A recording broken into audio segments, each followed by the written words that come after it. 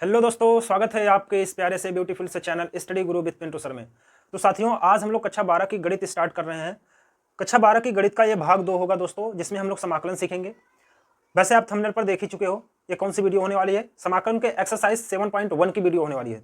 तो दोस्तों, आज हम लोग समाकलन को बहुत ही सरल शब्दों में बहुत ही आसान तरीके से सीखने वाले हैं। तो प्यारे साथियों, फटाफट से इस वीडियो को शेयर कर दो अपने दोस्तों के पास।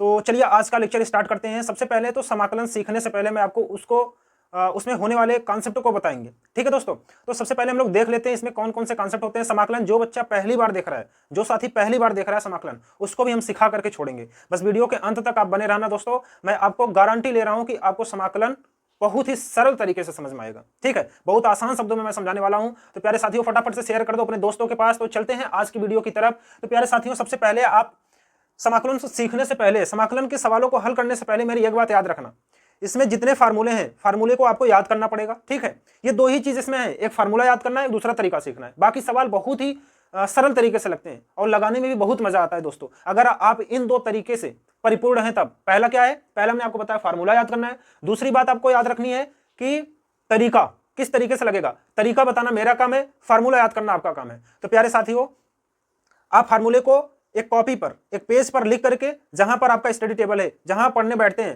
ठीक है, वहां पर सामने लिख करके चस्पा कर दीजिए। और थोड़ा सा बड़े राइटिंग में बोले तो स्केच से लिखिएगा, मोटे पेन से, ताकि आप उसको थोड़ा सा दूरी पर, जैसे स्टडी टेबल के बगल भी बैठो, आसपास भी बैठो, तो भी आपको वो दिखता रहे। ठीक है, आप इस फार्मूले को लिख करके याद कर लीजिए। एक चुटका बनाइए, चुटके में लिखिए, जेब में रखिए, जहां कहीं जाते रहिए देख करके एक बार याद करते रहिए। ठीक है दोस्तों, क्योंकि अगर आपको फार्मूला याद नहीं रहेगा तो समझ लीजिए इन सवालों को आप नहीं हल कर पाएंगे। ठीक है दोस्तों, तो चलिए स्टार्ट करते हैं। सबसे पहले देखते हैं समाकलन क्या होता है। ठीक है, समाकलन क्या होता है, इसके बाद इनमें जितने भी फार्मूले हैं, सारे फार्मूले मैं यहां पर राइट डाउन किया हुआ हूं। ठीक है, जिसको स्क्रीनशॉट लेना है तो दोस्तों एक बार स्क्रीनशॉट ले लीजिए। इसके बाद हम चलते हैं आगे की तरफ। चलिए, अब प्यारे साथियों समझिए समाकलन होता क्या है, बहुत ही आसान शब्दों में समझेंगे दोस्तों। समाकलन, प्यारे साथियों, समाकलन जो होता है, समाकलन का ये प्रतीक होता है, ऐसे करके दर्शाते हैं। कैसे? ये है इसका प्रतीक। किसका प्रतीक है? समाकलन का। ठीक है, जैसे यहां पर मैं लिख दिया समाकलन f(x) dx। तो प्यारे साथियों, ये है फलन। ये क्या है? फलन है। फलन है। इसके बाद ये जो dx है, x का मतलब है कि x के सापेक्ष, x का मतलब क्या है? x के सापेक्ष समाकलन करना है। किसका? fx का। ये फलन जो दिया हुआ है, इस फलन का x के सापेक्ष समाकलन करना हुआ है। और जो x है ना दोस्तों, x एक चर राशि होती है, बोले तो वेरिएबल होती है। x क्या होती है? वेरिएबल होती है। बाकी x के पदों में, यहां पर फलन में अगर कोई और अचर राशियां जुड़ गई, ठीक है, जैसे मान लीजिए x के पदों में, यहां पर मैं समझा देता हूं, जैसे यहां पर मैं लिख दिया ax dx। तो बोले तो ये जो a है ना, x के सापेक्ष करना है तो x जो होगा इसी का समाकलन होगा। बाकी a कांस्टेंट वैल्यू हो जाएगी, a बाहर निकल कर चला आएगा। बोले तो ये हो जाएगा ax dx। अब x का समाकलन करना होगा। समझ गए दोस्तों? तो मतलब x वेरिएबल है, x के सापेक्ष ही हमें समाकलन करना होता है। तो प्यारे साथियों, जो समाकलन है ये अवकलन का उल्टा होता है। ये अवकलन और समाकलन एक दूसरे के जानी दुश्मन होते हैं, ये दोनों एक साथ कभी नहीं रह सकते। ठीक है दोस्तों, तो चलिए, आई होप यहां तक आपको समझ में आया। तो अब हम आपको समझाते हैं समाकलन कितने प्रकार के होते हैं। प्यारे साथियों, समाकलन दो प्रकार के होते हैं। एक होता है सामान्य, मतलब ऐसे ही, ठीक है, समाकलन दो प्रकार के होते हैं। एक सामान्य बोले तो अनिश्चित समाकलन, अनिश्चित समाकलन, और दूसरा होता है निश्चित समाकलन। दूसरा निश्चित समाकलन। ठीक है दोस्तों, आप समझिए अनिश्चित समाकलन क्या है, निश्चित समाकलन क्या है। ध्यान देना, निश्चित समाकलन हम लोग एक्सरसाइज 7.8 से पढ़ना चालू करेंगे। ठीक है, जिसमें कुछ सीमाएं दी होती है, जैसे ऐसे यहां पर लिखा रहेगा a से b f(x) dx। ठीक है, a से b f(x) dx। तो समाकलन हम जैसे करते हैं, इसका समाकलन वैसे कर लेंगे। मान लेते हैं समाकलन करने के बाद f' मिला। ठीक है, तो अब यहां पर ये जो लिमिट दिया हुआ है, इसको बोलते हैं निम्न सीमा। क्या बोलते हैं? निम्न सीमा। इंग्लिश में बोलते हैं लोअर लिमिट, लोअर लिमिट। ठीक है दोस्तों, यहां तक आपको स्पष्ट दिख रहा है? ठीक है, नहीं दिख रहा है तो भी आप समझते रहिएगा, दिख रहा है तो भी समझते रहिएगा। मैं बोल रहा हूं ना, जो नीचे होता है वो क्या होता है? निम्न सीमा, जिसको हम बोलते हैं लोअर लिमिट। और जो ऊपर होता है इसको बोलते हैं उच्च सीमा। क्या बोलते हैं दोस्तों? उच्च सीमा। इसको बोलते हैं अपर लिमिट। क्या बोलते हैं? Upper limit. ठीक है, समझा? जब हम समाकलन कर लेंगे तो समाकलन में यहां पर लोअर लिमिट लिखेंगे, यहां पर अपर लिमिट लिखेंगे। इसके बाद दोस्तों, इसके बाद यहां पर देखिए, एक बार एफ एक्स के स्थान पर बी रखते हैं, फिर माइनस लगाते हैं और लोअर लिमिट रखते हैं, एक्स के स्थान पर ए रखते हैं, फिर हमारा फाइनली आंसर मिल जाता है। ठीक है, बाकी ये अभी बहुत दूर की बात है, अभी हम लोग जो पास की बात है उसको सीखते हैं। ठीक है, हालांकि हमें बताना हमारा काम है कि समाकलन जो है कितने टाइप होते हैं, किस तरह से होते हैं। जब तक आप क्लासिफिकेशन, जब तक आप समझोगे नहीं पूरे चैप्टर में क्या पढ़ना है, तब तक आपको कैसे समझ में आएगा समाकलन। ठीक है, तो ये रहा निश्चित समाकलन। अब अनिश्चित समाकलन में दोस्तों, अनिश्चित ध्यान देना, निश्चित समाकलन में जो यहाँ पर पहले अनिश्चित समाकलन को समझ लीजिए। ठीक है, अनिश्चित समाकलन क्या होता है दोस्तों, ये ऐसे एक समाकलन दिया रहेगा एफ एक्स डी एक्स, किसी फलन का किसी एक्स के सापेक्ष समाकलन करना है। ठीक है, एक्स के सापेक्ष समाकलन करना है, तो इसमें देखिए लिमिट नहीं दिया हुआ है, इसमें लिमिट नहीं दिया हुआ, इसका हम सामान्य तरीके से समाकलन कर लेते हैं। ठीक है, और यहां पर एक कांस्टेंट सी जोड़ते हैं। इस सी क्या है, जहां लिख लेना, जहां सी एक समाकलन नियतांक है, समाकलन नियतांक है। ठीक है दोस्तों, समाकलन नियतांक है, इसमें सी जुड़ता है। जो अनिश्चित समाकलन है, समाकलन करने के बाद लास्ट में हम सी जोड़ देते हैं। ठीक है, अब ये कैसे आता है दोस्तों, जब तक आप अवकलन की वीडियो पूरी तरह से नहीं देखे रहोगे, जब तक आपको अवकलन नहीं आता रहेगा, तब तक मैं आपको ये समझा नहीं पाऊंगा। ठीक है, तो ये अवकलन करते हैं, तो जैसे वहां पर कांस्टेंट पद का जो होता है 0 होता है, तो यहां पर भी हम मान लेते हैं कि हो सकता है अगर कोई कांस्टेंट होगा तो उसके स्थान पर सी लिखा जाता है। ठीक है दोस्तों, चलिए कोई बात नहीं है। अब यहां तक जो है हमें अनिश्चित समाकलन समझ में आया। ठीक है, समझ में आ गया ना। चलिए अब हम निश्चित समाकलन को फिर से एक बार रिपीट करते हैं। निश्चित समाकलन में दोस्तों क्या होता है, ये लिमिट दिया हुआ होता है और एफ एक्स डी एक्स, इसमें दोस्तों हम करते हैं तो एफ एक्स जो लोअर लिमिट ए रख जो रहेगा यहाँ पर वो रख देंगे और अपर लिमिट ए रख देंगे। फिर इसके बाद एक बार हम अपर लिमिट में से घटाते हैं लोअर लिमिट को। ठीक बात, एक्स के स्थान पर अपर लिमिट रखते हैं, फिर एक्स के स्थान पर लोअर लिमिट रख करके हमारा आंसर प्राप्त कर लेते हैं। ध्यान देना दोस्तों, यहाँ पर प्लस सी कांस्टेंट नहीं जुड़ता है। ठीक है, क्योंकि ये फिक्स होता है, यहां से यहां तक के ही निकालना है।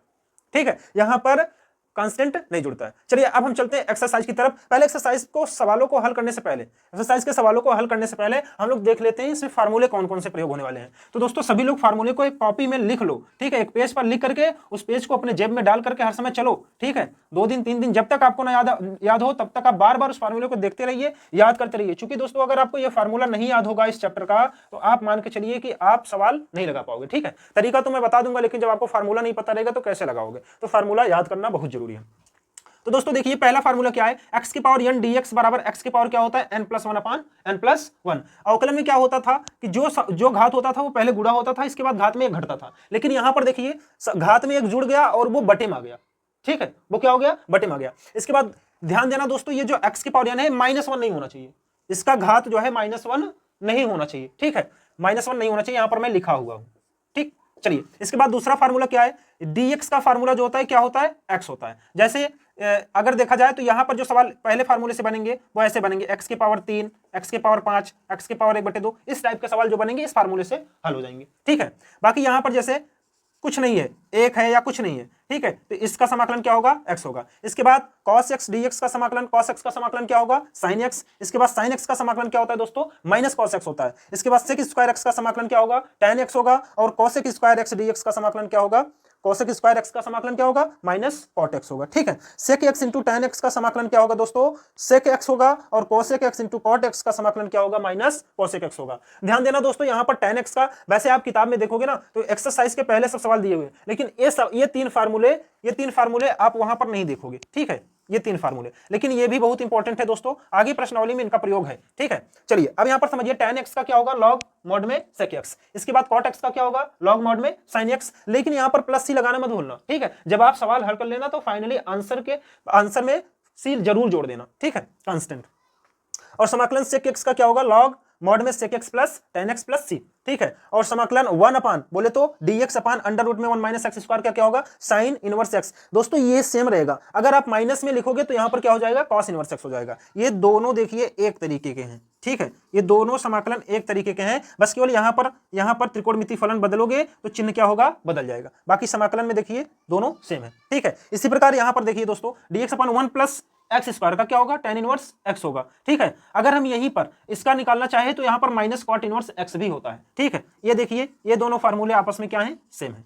ठीक है दोस्तों, समझ रहे ना, ये फार्मूले देखिए लेफ्ट हैंड साइड आपस में बराबर है। अगर हम यहाँ पर tan x के स्थान पर cot x लिखेंगे तो क्या लगाना पड़ेगा, माइनस लगाना पड़ेगा। फार्मूला याद कर लेना दोस्तों। ठीक है, चलिए अब इसके बाद dx अपान x अंडर रूट में क्या है, एक्स स्क्वायर माइनस 1, इसका क्या होगा, सेक इनवर्स x। अगर हम यहाँ पर अगर ये ऐसे रहने दे, कौशिक के पद में लिखें तो क्या हो जाएगा, माइनस कौशिक इनवर्स x। ये फार्मूला और ये फार्मूला एक दूसरे के समान है लगभग, ठीक है। चलिए अब इसके बाद e के पावर x का समाकलन जो होता है दोस्तों e के पावर x ही होता है, और e के पावर x का समाकलन e के power x upon log of a, ठीक है। ये होता है प्लस सी कांस्टेंट, हमने बताया अनिश्चित समाकलन में प्लस सी कांस्टेंट सब में लगाना होगा, समझ गए, बोलना मत वरना सवाल आपका गलत हो जाएगा, ठीक है। चलिए अब हम चलते हैं पहले एक्सरसाइज की तरफ 7.1 देखते हैं 7.1 में क्या है, ठीक है दोस्तों। 7.1 सभी लोग सवाल को यहां पर देखिए, मैं एक बार सभी बच्चे इसको देख लें बाकी, ठीक है। मैं एक फार्मूला का और फार्मूला का बोले तो फार्मूला का चार्ट मैं यहां पर लगा दे रहा हूं स्लिप पर, ठीक है। इसका स्क्रीनशॉट लेना चाहते हैं तो ले लीजिए, देखिए यहां पर,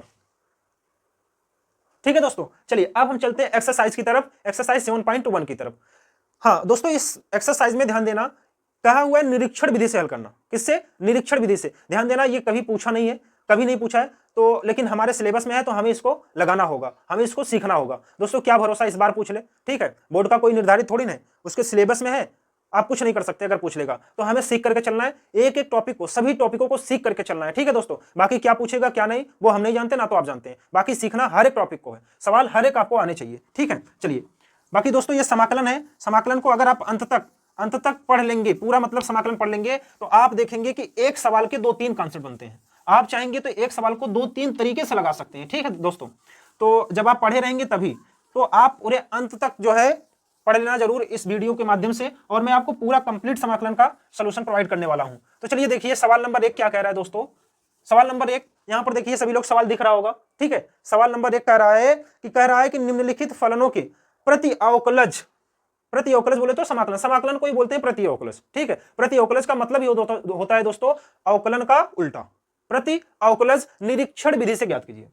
किस विधि से? निरीक्षण विधि द्वारा ज्ञात कीजिए। अब ध्यान से समझना दोस्तों, निरीक्षण विधि क्या होता है, मैं आपको बताऊंगा दोनों विधि। पहले सामान्य विधि से बताऊंगा, आंसर में कोई परिवर्तन नहीं होगा, आंसर समान होगा। पहले सामान्य विधि से सीख लेना, क्योंकि हमें पूरे एक्सरसाइज में सामान्य विधि से ही हल करना है, ठीक है। केवल और केवल इसी एक्सरसाइज में निरीक्षण विधि दिया हुआ है, बाकी सभी एक्सरसाइज में सामान्य विधि से ही हल करना है। तो चलिए सीख लेते हैं। पहला सवाल क्या कह रहा है दोस्तों, सभी लोग देखिए, यहां पर लिखा हुआ है, पढ़ते रहिए, और मैं सवाल को लिख रहा हूं sin 2x।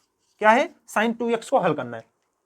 चलिए पहले तो हम इसको समान विधि से हल करते हैं, ठीक है। समान विधि से जो अनिश्चित समाकलन है कैसे हल किया जाता है, तो देखिए इसको हल करने के लिए यहां पर समाकलन का चिन्ह लगाते हैं, इसके बाद sin 2x, x के सापेक्ष है तो dx लिखते हैं। तो दोस्तों sin x का फार्मूला क्या होता है, ठीक है, भूल गए, लिखे हो कि नहीं लिखे हो, देखो कॉपी में फटाक से। sin x का फार्मूला क्या होता है, सभी लोग फार्मूले को लिख करके अपने पास में रखे रहो, ठीक है। अभी नहीं याद होगा अगर आपको, तो अभी आप कॉपी में से देख करके तो कम से कम समझो कि सर क्या लिख रहे हैं क्या नहीं लिख रहे हैं। अगर आपको फार्मूला ही नहीं पता रहेगा तो आपको ये भी नहीं पता चलेगा सर पता नहीं कहां से क्या लिख दी, ठीक है। फार्मूला देखिए, इसके बाद समझते चलिए। यहां पर sin 2x बोले तो sin x का फार्मूला क्या होता है दोस्तों, मैं यहां पर लिख दे रहा हूं, समाकलन sin x dx, इसका होता है minus cos x plus c, यही तो लिखा है ना। अब यहां पर sin 2x है, ध्यान देना दोस्तों, sin 2x का क्या होगा, माइनस का cos 2x, लेकिन यहां पर x थोड़ी ना 2x है। अवकलन में क्या होता था, जो गुणांक होता था वो गुणा किया जाता था, और समाकलन में क्या होगा, जो गुणांक होगा वो क्या होगा, भाग किया जाएगा, और प्लस c, ये इसका आंसर आ जाएगा, ठीक है दोस्तों। ये हमने डायरेक्ट कर दिया, sin 2x का समाकलन क्या आया, minus cos 2x upon 2 plus c। लेकिन हमें किस विधि से करना है, निरीक्षण विधि से करना है, तो यहां पर लिख लेना निरीक्षण विधि द्वारा, ठीक है। समझिए निरीक्षण विधि द्वारा क्या होता है। निरीक्षण विधि का मतलब होता है कि जो sin 2x है, ठीक है, sin 2x है, एक किसके अवकलन का आंसर है, नहीं समझे। हमें यह बताना होगा कि ये क्या माने हम, जिसका अवकलन करे उसमें यह प्राप्त मिले, ठीक है। तो चलिए यहां पर हम मान लेते हैं दोस्तों इस ddx ऑफ sin 2x कहां पर मिलेगा, cos के फार्मूले में, तो यहां पर हम लिखेंगे cos 2x, ठीक है।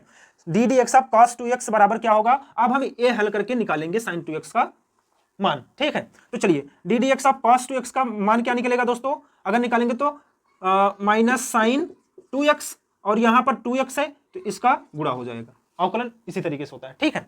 चलिए अब यहां पर ये जो -2 है इसको हम इधर करेंगे, sin 2x को यहीं रहने देंगे, तो हमें क्या मिलेगा, d cos 2x, और ये इधर आएगा तो गुणे में -1/2 बराबर यहां पर क्या बचा है दोस्तों, sin 2x, ठीक है। अब हम करते हैं दोनों पक्षों का समाकलन, ठीक है।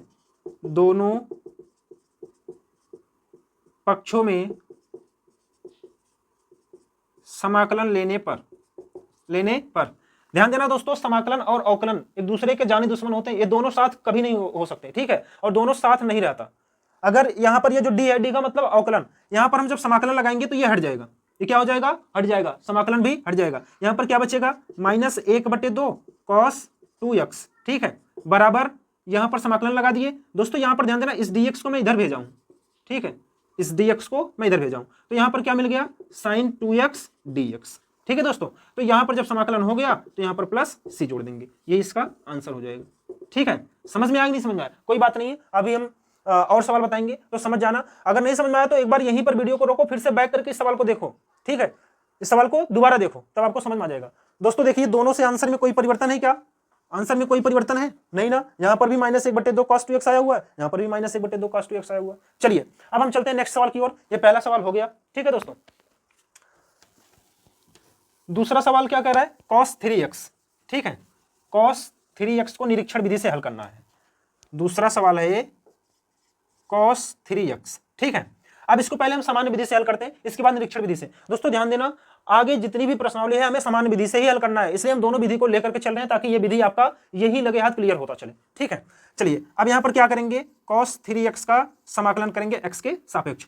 तो cos x का क्या होता है दोस्तों, sin x, ठीक है, cos x का क्या होता है, sin x। तो यहां पर हम लिख देते हैं, ठीक है, एक लाइन लिख देते हैं, इसको मान लिया करो, ठीक, मान लिया करो i बराबर जो भी फलन दिया रहे उसको मान लिया करो। अभी से मानने की आदत बना लो, क्योंकि आगे चल के ये बहुत काम आने वाला है। आगे जब एक्सरसाइज हम 7.56 में पहुंचेंगे इसका बहुत काम आने वाला है दोस्तों। अभी से जो भी समाकलन आपको दिया रहे उसको मान लिया करो कि माना i बराबर a है, ठीक है। तो यहां पर देखिए cos 3x dx का क्या होगा, sin 3x, cos x का sin x होता है, और 3x यहां पर क्या हो जाएगा, बटे में हो जाएगा, और प्लस c हो गया इसका आंसर, ठीक है दोस्तों। लेकिन हमें निरीक्षण विधि से लगाना है, तो यहां पर लिख लेना निरीक्षण विधि द्वारा। निरीक्षण विधि से जब हल करेंगे दोस्तों तो हमें यह चेक करना है कि cos 3x किसके अवकलन को मानने से आता है, ठीक है। तो यहां पर हम मान लेते हैं कि ddx of sin 3x, sin 3x का अवकलन क्या होगा, cos 3x, ठीक है दोस्तों। sin 3x का अवकलन क्या होगा, cos 3x, और यहां पर 3 मल्टीप्लाई में है तो यहां पर गुणे में हो जाएगा, ठीक है। अब हम dx को इधर भेज देते हैं और 3 को इधर कर लेते हैं, तो ये d1/3 d sin 3x और बराबर इधर हो जाएगा cos 3x dx, ठीक है। यहां तक कोई दिक्कत। अब यहां पर दोनों तरफ समाकलन लेने पर जब समाकलन लेंगे तो ये डी कट जाएगा, ठीक है, अवकलन समाकलन कुछ नहीं रहेंगे, ये कट जाएगा। तो यहां पर क्या मिलेगा दोस्तों, 1/3 sin 3x और बराबर समाकलन यहां पर लेंगे cos 3x dx। जब हो गया तो यहां पर कांस्टेंट c जोड़ देंगे, ठीक है दोस्तों। देखिए आंसर में कोई परिवर्तन है क्या, आंसर तो सेम है ना, कोई परिवर्तन नहीं है। समझ गए निरीक्षण विधि। चलिए अब चलते हैं नेक्स्ट सवाल की तरफ। नेक्स्ट सवाल कह रहा है e⁻²x, तीसरा नंबर देखिए दोस्तों, e⁻²x, जिसको सामान्य विधि से हल करेंगे तो माना i बराबर क्या हो जाएगा, i बराबर e⁻²x dx, ठीक है। तो e⁻²x dx का समाकलन करेंगे तो e⁻²x ही होता है, लेकिन जब 2x का करेंगे तो बटे 2 हो जाएगा प्लस c, ठीक, ये हो गया इसका आंसर। लेकिन हमें निरीक्षण विधि से हल करना है, तो यहां पर लिख लेना निरीक्षण विधि द्वारा। तो क्या होगा दोस्तों, हमें ये मानना होगा, क्या मानने से ये e⁻²x मिल जाए। तो e⁻x का फार्मूला अवकलन में भी e⁻x होता है और समाकलन में भी e⁻x होता है। तो हम यहां पर हम मान लेते हैं ddx ऑफ e⁻²x, इसका क्या होगा e⁻²x और ये 2 का मल्टीप्लाई हो जाएगा, ठीक है।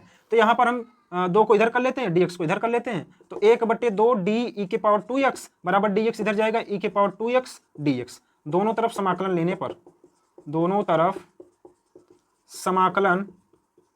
लेने पर, ठीक है। जब समाकलन लेंगे d कट जाएगा, 1/2 e⁻²x, ठीक, बराबर यहां पर क्या e⁻²x dx। यहां पर जब हो गया समाकलन तो प्लस c लगा देंगे, ठीक है। इसी का तो निकालना था, हो गया आंसर, ये इसका आंसर हो जाएगा। समझ में आया दोस्तों, बहुत ही सिंपल तरीके से समझ में आ रहा होगा, बहुत सरल शब्दों में समझा रहे हैं दोस्तों, ठीक है। ऐसा कोई नहीं समझाएगा आपको पूरे यूट्यूब पर, तो आप ये वीडियो जो है अपने दोस्तों तक पहुंचाओ, ठीक है। वैसे ये एक्सरसाइज कोई पढ़ाता नहीं है, ठीक, कभी पूछा नहीं जाता, लेकिन कोई भरोसा नहीं है, क्या पता इस बार पूछ ले, ठीक है। चलिए अब क्वेश्चन नंबर 4 देखिए। क्वेश्चन नंबर 4 क्या कह रहा है, ax + b का होल स्क्वायर। ध्यान देना दोस्तों, जब भी इस टाइप का सवाल आपको मिले ठीक है, चाहे इस एक्सरसाइज में चाहे आगे एक्सरसाइज में मिले। तो यहाँ पर सबसे पहले देखिए ये रैखिक समीकरण है, ये क्या है, रैखिक समीकरण है। ठीक है दोस्तों, रैखिक समीकरण जब भी रहे तो वहां पर आप ये फार्मूला लगा दिया करें, एक्स की पावर एन वाला। ठीक है, एक्स की पावर एन डी एक्स वाला, एक्स की power N plus one upon N plus one plus C, ये फार्मूला लगाने का प्रयास किया करिए। चलिए अब इसको पहले समान तरीके से लगाते हैं। माना आई बराबर ए एक्स प्लस बी का होल स्क्वायर डी एक्स। ठीक, तो समाकलन ए एक्स प्लस बी का होल स्क्वायर डी एक्स। देखिए इसको एक्स मानिए, टोटल को क्या मानिए एक्स, तो ए एक्स प्लस बी इसकी पावर में एक जुड़ता है, बोले तो 2 प्लस 1 बटे में 2 प्लस 1। अब ध्यान देना दोस्तों, यहां पर अब ए एक्स का करेंगे तो ए एक्स का जब करेंगे तो 1 बटे ए हो जाएगा। तो अब यहां पर प्लस से जोड़ देना। अब इसको जब हल करेंगे तो क्या मिलेगा, ए एक्स प्लस बी की पावर 3 अपान में 3a प्लस सी, ये हो गया इसका आंसर। लिखना चाहते हो तो ये जरूर लिख दिया करो दोस्तों, जहां सी एक समाकलन नियतांक है। ठीक, चलिए अब हम इसको निरीक्षण विधि द्वारा भी देख लेते हैं। निरीक्षण विधि से तो देखिए हमें क्या लाना है, ए एक्स प्लस बी का होल स्क्वायर। तो दोस्तों अवकलन में क्या होता है, एक घात घटता है, हम इसमें क्या करेंगे, एक घात बढ़ा लेंगे। चलिए तो यहां पर क्या मान लेते हैं, d d x of a x plus b के घाते 3। ठीक है, इसका जब करेंगे तो क्या होगा, ये 3 पहले आ जाएगा। ठीक है, 3 ए एक्स प्लस बी के घाते 2, और यहां पर जब ए एक्स का करते हैं तो गुणाम हो जाता है। ठीक है दोस्तों, चलिए अब इसके बाद अब क्या होगा, ये ए और 3 को इधर लाते हैं, डी एक्स को उधर ले जाते हैं, तो 1 बटे क्या होगा 3a ए एक्स प्लस बी के घाते 3 और बराबर ये क्या हो जाएगा, ए एक्स प्लस बी का होल स्क्वायर और इधर आएगा तो डी एक्स। अब यहाँ पर लेते हैं दोनों पक्षों का समाकलन, दोनों पक्षों में समाकलन लेने पर तो क्या होगा दोस्तों, सॉरी यहाँ पर डी जो है वो रहेगा ही। ठीक, डी क्या होगा, कैंसिल हो जाएगा, तो यहाँ पर क्या मिलेगा, 1 बटे 3a ए एक्स प्लस बी के घाते 3 बराबर ए एक्स प्लस बी का होल स्क्वायर डी एक्स, और इसी का हमें करना था, मिल गया तो यहाँ पर प्लस सी जोड़ देंगे। ठीक है, और यहाँ पर लिख लेना दोस्तों इसका आंसर है, और यहाँ पर लिख लेना जहाँ सी एक समाकलन नियतांक है, समाकलन नियतांक है। ठीक है, आई होप आपको ये सवाल भी बहुत अच्छे से समझ में आ गया। चलिए अब हम चलते हैं नेक्स्ट सवाल की ओर, क्वेश्चन नंबर 5। क्वेश्चन नंबर 5 है दोस्तों, देखिए एंड ये क्वेश्चन लास्ट भी है इस विधि से लगाने का। चलिए क्वेश्चन नंबर 5 क्या कह रहा है, देखिए क्या कह रहा है, साइन 2x माइनस 4 e के पावर 3x, इसका हमें करना है निरीक्षण विधि से समाकलन। हम इसको मान लेते हैं। ठीक है, पहले सामान्य विधि से लगाते हैं, इसके बाद निरीक्षण विधि से लगाते हैं। सामान्य विधि से होगा दोस्तों, मान लेंगे ये i बराबर क्या है, साइन 2x dx और माइनस इसका अलग करते हैं, 4 कांस्टेंट है बाहर आ जाएगा, और e के पावर 3x dx। तो क्या मिलेगा दोस्तों, इसका समाकलन करेंगे तो साइन 2x का समाकलन माइनस कॉस 2x होगा, और 2 क्या हो जाएगा, बटे में आ जाएगा, माइनस 4 ऐसे रहेगा, e के पावर 3x का e के पावर 3x होगा, और 3 क्या हो जाएगा, नीचे आ जाएगा प्लस c। ये इसका आंसर आ गया, लेकिन हमें निरीक्षण विधि से करना है। ठीक है, निरीक्षण विधि से तो हम मान लेंगे। ठीक है, यहाँ पर इसको हम समीकरण 1 मान लेते हैं, जो साइन 2x माइनस 4 e के पावर 3x है, हम इसको समीकरण 1 मान लेते हैं। ठीक है, समीकरण 1। अब यहाँ पर साइन 2x का पहले निकाल लेते हैं, इसका निकाल लेते हैं, इसका निकाल लेते हैं, फिर ला करके यहीं पर पुट कर देंगे। तो साइन 2x को निकालने के लिए क्या करेंगे दोस्तों, हम यहाँ पर मान लेंगे D d x of cos 2x। Cos 2x का क्या होगा, माइनस साइन 2x। ठीक है, माइनस साइन 2x, इसके बाद 2 का यहाँ पर मल्टीप्लाई हो जाएगा, तो dx को इधर कर देते हैं और 2 को इधर कर लेते हैं, तो माइनस d/2 साइन 2x, और इधर क्या मिलेगा, साइन 2x dx। ठीक है, हमें दोनों तरफ समाकलन ले लेना है, दोनों तरफ समाकलन लेने पर तो यहाँ पर क्या होगा दोस्तों, ये d कट जाएगा, हट जाएगा। ठीक, तो क्या मिलेगा हमें मिलेगा साइन 2x और अपान में 2 और इधर sin 2x dx, इसको हम समीकरण 2 मान लेते हैं। ठीक है दोस्तों, चलिए अभी हमें और एक निकालना है, इसलिए यहाँ पर हम c नहीं जोड़ रहे हैं, वो बाद में फाइनली c जोड़ देंगे। ठीक है, चलिए अब यहाँ ये हो गया। अब हम लोग देखते हैं इसका -4 e⁻3x का। ठीक है, तो क्या हम यहाँ पर -4 को नहीं, केवल e⁻3x को ही लेते हैं। तो यहाँ पर हम मान लेते हैं डी dx ऑफ e⁻3x, इसका क्या होगा e⁻3x और गुणे में 3, तो ये 3 इधर आएगा, तो d के अपान में 3 e⁻3x बराबर e⁻3x और इधर जाएगा dx हो जाएगा। दोनों तरफ समाकलन लेने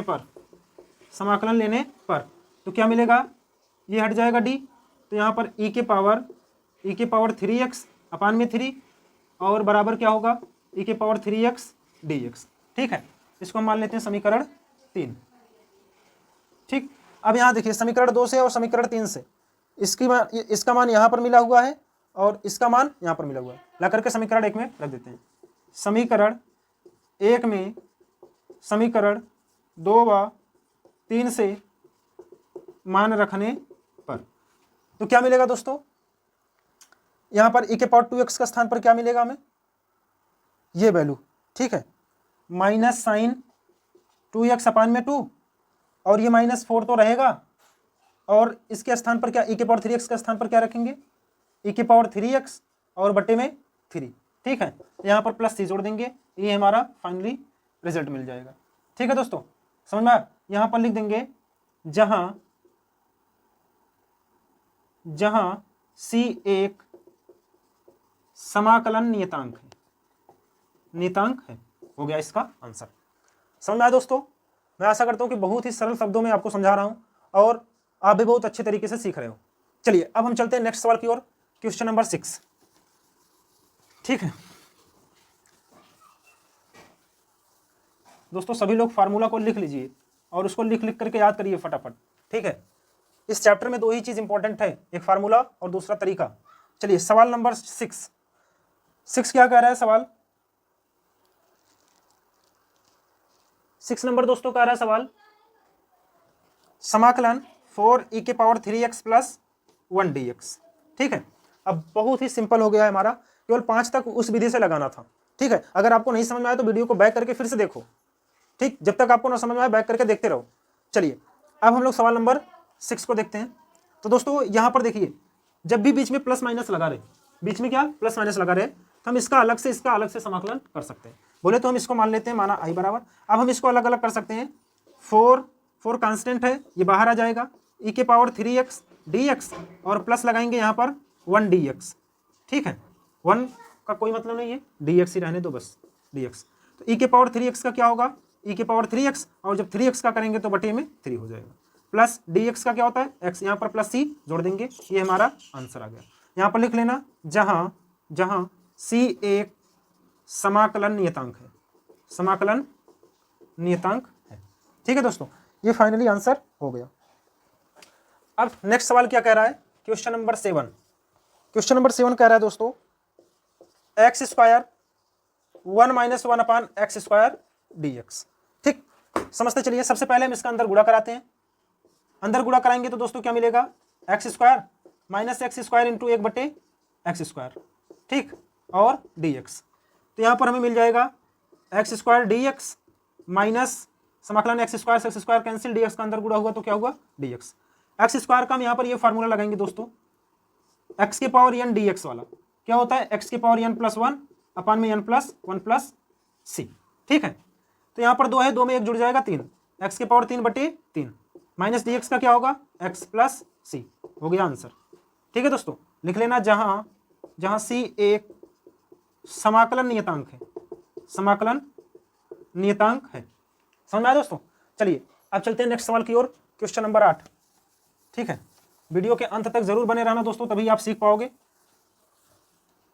सवाल नंबर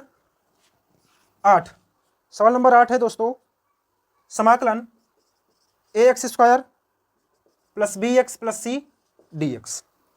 चलिए यहां पर समझिए, वेरिएबल x है, ये क्या है अचर। ठीक है, बोले तो संख्या है, ये कांस्टेंट है, ये भी कांस्टेंट है, ये भी कांस्टेंट है।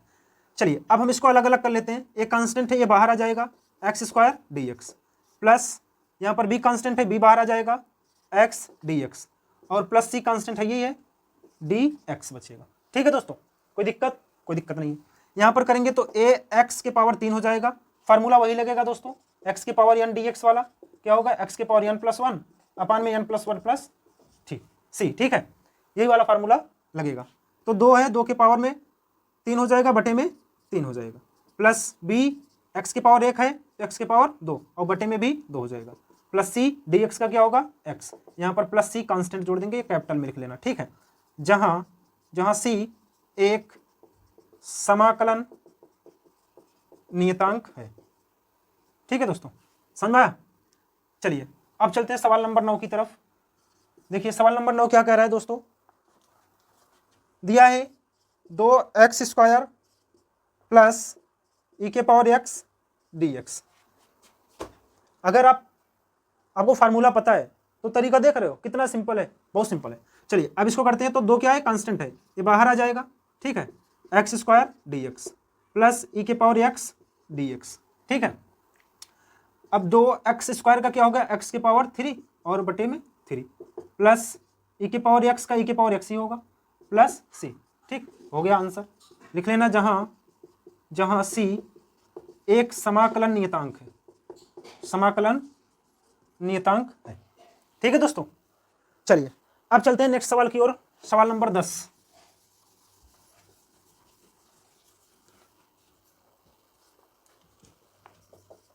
सवाल नंबर 10 कह रहा है दोस्तों, समाकलन अंडर रूट में x minus 1 upon under root में एक्स का होल स्क्वायर डी एक्स। ठीक है, आप सभी को पता होना चाहिए, हम इसको मान लेंगे आई बराबर, आप सभी को पता होना चाहिए कि a माइनस बी का होल स्क्वायर बराबर क्या होता है। मैथ के स्टूडेंट हो इतना तो पता ही होगा, क्या होगा, A square plus B square minus 2ab। तो यही वाला सूत्र इसमें लगाते हैं। ठीक है, समाकलन अंडर रूट में एक्स का स्क्वायर प्लस 1 बटे अंडर रूट में एक्स का होल स्क्वायर माइनस 2 ए बोले तो अंडर रूट एक्स, गुणे बी बोले तो 1 बटे अंडर रूट एक्स। ठीक है, और डी एक्स। चलिए एक्स का करेंगे तो क्या हो, अंडर रूट एक्स का स्क्वायर करेंगे तो क्या हो जाएगा एक्स, और प्लस 1 बटे अंडर रूट एक्स का करेंगे तो 1 बटे एक्स हो जाएगा, माइनस से अंडर रूट एक्स से under root x cancel, 2 d x. अब इसको अलग अलग कर लेते हैं, एक्स डी एक्स प्लस 1 बटे एक्स को हम लिख सकते हैं एक्स के पावर -1। ठीक है,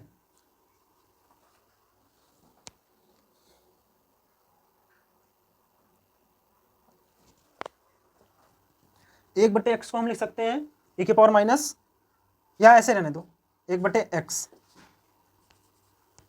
ठीक है, या ऐसे रहने दो 1 बटे एक्स समाकलन D x minus 2 d x. इसका करेंगे तो क्या होगा एक्स स्क्वायर बाई 2, और इसका होता है दोस्तों लॉग मॉड में एक्स। 1 बटे एक्स का क्या होगा लॉग मॉड में एक्स माइनस 2x प्लस सी। हो गया आंसर, लिख लेना। जहां सी एक समाकलन नियतांक है। चलिए अब सवाल नंबर 11 देखिए। ठीक है दोस्तों, चलिए 1 मिनट रुक जाइए, थोड़ा सा मार्कर में इंक डाल लेते हैं, इसके बाद चलते हैं।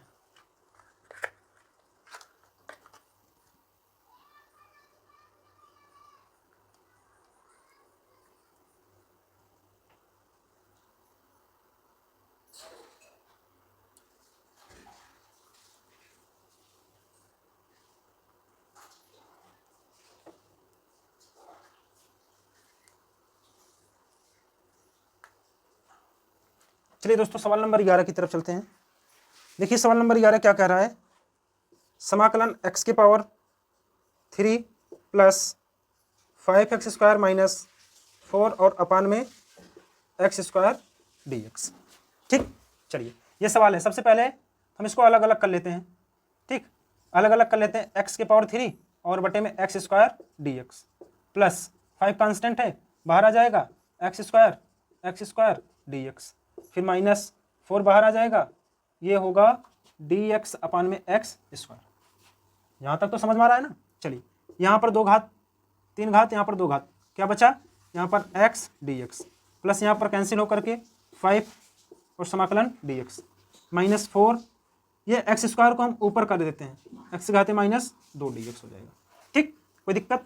चलिए x का क्या होगा दोस्तों, x² 2 प्लस ये हो जाएगा 5x, dx का x होता है 5 गुणांक है, हो गया -4। अब यहाँ पर मैं लिख देता हूँ थोड़ा सा, x की घाते -2 + 1 अपान में -2 + 1, ठीक है, और यहाँ पर प्लस सी कांस्टेंट जोड़ देता हूँ, x² 2 प्लस 5x -4, यहाँ x की पावर क्या बचेगा, 2 में से मतलब -2 + 1 होगा तो -1 हो जाएगा, और नीचे भी -1 प्लस सी, इस माइनस से माइनस का क्या होगा, प्लस हो जाएगा, तो x² 2 plus 5x plus 4, x की पावर -1 है, नीचे आएगा तो क्या हो जाएगा, प्लस सी, ये हो गया इसका आंसर। लिख लेना जो दोस्तों, जहां c एक समाकलन नियतांक है। ठीक है, समझ में आया? चलिए अब चलते हैं नेक्स्ट सवाल की ओर, क्वेश्चन नंबर 12। ठीक है, सभी लोग एक बार अपने आप से लगाने का प्रयास करें अगर आप समझ गए हो तो। ठीक है, सवाल नंबर 12 देखिए दोस्तों क्या कह रहा है, सेम टू सेम सवाल नंबर 11 की तरह ही है, x³ + 3x + 4 अपान में √x dx। दोस्तों सेम टू सेम उसी तरह सवाल है, हम इसको अलग अलग कर लेते हैं। ठीक है, x³ √x को क्या लिख सकते हैं, x की घाते 1/2 dx। ठीक, फिर प्लस 3 कांस्टेंट है, बाहर कर लिए, x बटे में x की पावर 1/2 dx, फिर यहाँ पर 4 कांस्टेंट है, बाहर कर लिए, 1/x की पावर 1/2 dx। ठीक है, यहाँ तक किसी को कोई प्रॉब्लम नहीं होनी चाहिए। चलिए अब दोस्तों भाग में क्या होता है, घात घटता है, यहाँ पर भी x है, यहाँ पर भी x है, तो 3 में से 1/2 गया, कितना होगा, 3 - 1/2, 3 दूना 6 में से 1 गया, 5/2। समझ में आया? ठीक है, तो यहाँ पर हो जाएगा x की पावर 5/2 dx प्लस 3, 1 है, यहाँ पर क्या है, 1 है, 1 में से आधा गए तो आधा बचेगा, बोले तो x की पावर 1/2 dx प्लस 4 और 1/2 ऊपर जाएगा तो क्या हो जाएगा, x की पावर -1/2 dx। चलिए अब x की पावर n वाला फार्मूला लगाते हैं। ठीक है, यहाँ पर लिख देता हूँ एक बार फिर से, x की पावर n dx बराबर क्या होता है, x की पावर n + 1 अपान में n + 1 + c। ठीक है, यही फार्मूला यहाँ पर लगाते हैं, तो क्या होगा दोस्तों, x की पावर 5/2 + 1 और बटे में भी 5/2 + 1 प्लस 3 और x की पावर 1/2 + 1 और बटे में भी 1/2 + 1 प्लस 4 और यहाँ पर क्या होगा, x की पावर -1/2 + 1 और बटे में -1/2 + 1 प्लस c जोड़ेंगे।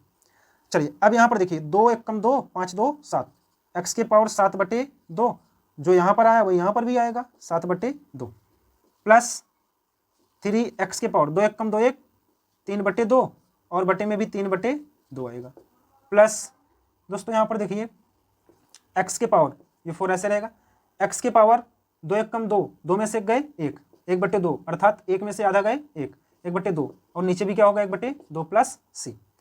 चलिए अब यहाँ पर देखिए ये ऊपर चला जाएगा, ये 2 ऊपर चला जाएगा तो ये हो जाएगा 2/7 x की पावर 7/2 प्लस ये ऊपर हो जाएगा 2/3 अर्थात 3 से 3 कैंसिल, 2 x की घाते 3/2 और प्लस ये ऊपर जाएगा 4 दूना 8 x की पावर 1/2 प्लस c।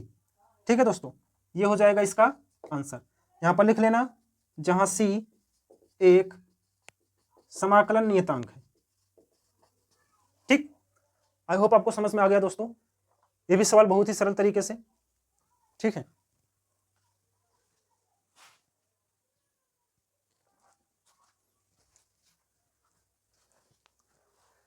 चलिए दोस्तों इस वीडियो को बस यहीं तक रखते हैं। ठीक है, क्योंकि यहाँ पर लाइट की प्रॉब्लम है, अब हम लोग नेक्स्ट वीडियो में लेकर के आएंगे इसके आगे का सवाल। ठीक है, एक वीडियो और होगी इस प्रश्नावली पर, इसके बाद हम लोग अगले एक्सरसाइज की तरफ चलेंगे। तो प्यारे साथियों, अगर आपको वीडियो अच्छी लगी हो तो चैनल को सब्सक्राइब कर लो और वीडियो को अपने दोस्तों तक जरूर पहुंचाओ, और अगर वीडियो को अभी तक लाइक नहीं किया हो तो लाइक कर दो। ठीक है, तो अब हम मिलेंगे अगले सवाल के साथ नेक्स्ट वीडियो में, तब तक के लिए आप लोग पढ़ते रहें, मस्त रहें। जय हिंद, जय भारत।